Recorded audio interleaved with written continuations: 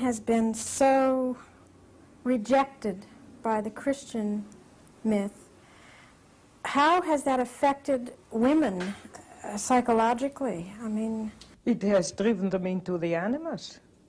It has taken them their natural self-confidence and driven them into, as a compensation, behave like men and get what we, in our jargon, call getting into the animus. Imitate men, behave in a brutal or rational or animusy way. Because they have no self-assurance within their own femininity. Jung was very struck when he was in South India, which is matriarchal in its basic structure. There the men are rather miserable creatures with little white trousers like diapers around them and rather squashed. And the women are beautiful, going around full of dignity in their saris. Mm-hmm. There it's a bit too much on the other side. And in every big family, the grandmother sits on top and rules the whole thing. But there the women are proud of themselves and bear themselves beautifully and look much better by that. Emanate self-confidence. And with us you have to try to be as much as possible a man in order to be halfway recognized. It's hard to imagine what it would be like when the animus isn't ruling. I think the only thing to do is to get the animus out of the way, and that the rest comes by itself. Because it's naturally not so much the outer men who really suppress the women, it's just as much the animus. And against outer men, if they want to suppress you, you can just walk out on them. But the animus is therefore the real problem.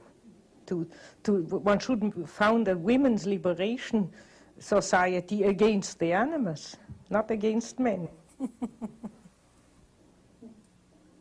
That would be women's liberation. And then your femininity recovers by itself, I mean, in a natural way. In a natural way. After all, one is a female. That's where the creative work of a woman comes in, isn't it? When, I mean, the animus, the only way to get him out of the way is to... Well, you see, the animus has to be, is also in the creativity. And there is in his right place. That's why Jung was very much for women doing creative work, because that occupies the animus in what he should do, namely relate to the unconscious.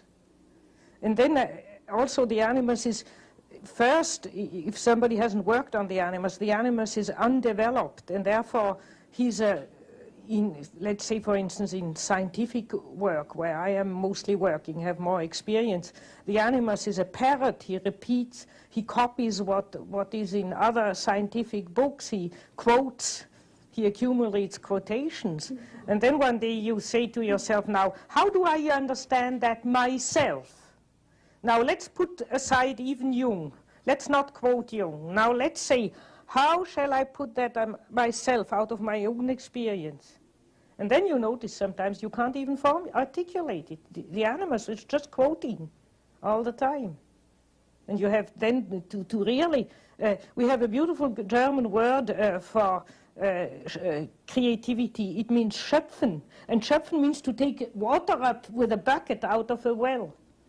And that's how it really feels to be creative. You have to say, now, how do I feel or think myself? And then you have to go deep, deep in a depression and go in a well and pull out the water from the depth. Where is the animus while you're doing this?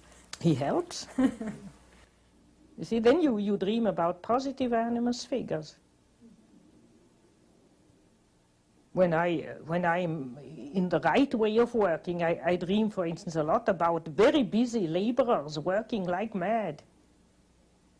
All in their blue laborer's dress. Then I know, aha, now my energies are working on the right thing, working hard. So it's important for somewhere for the woman's consciousness to come in and Yes. give a focus. Also. The important thing is the woman's consciousness disidentifying with the animus, because the terrible thing is that when one is in the animus, one doesn't feel one is in the animus first. One feels one is oneself. I have made Jung beautiful animus scenes and was absolutely honestly convinced it was my own holy conviction what I was expressing. Only a few hours later I thought, my God, why have I said all that nonsense? How could I? It isn't how I feel. But in the moment you are in the animus, you think it's you. So the first thing is to learn to notice, now I'm in the animus. I notice it from my voice and such things. I suddenly say, ah. And it's a feeling in the body. I can't describe it. It's an endosomatic feeling. I feel, now I'm in the animus. Also when I stiffen my shoulders in a certain way, then I know now I'm in the animus. The bull, you know. And then the first thing is to notice, I'm in the animus. Now careful, shut up. And then to disidentify and to think, what do I think? What do I feel? Separately from that entity.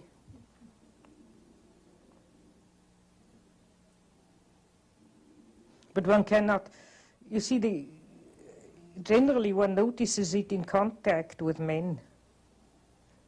I can even use quite primitive men. If I have not a good contact with those laborers, for instance, out there, so then I know I'm in the animus.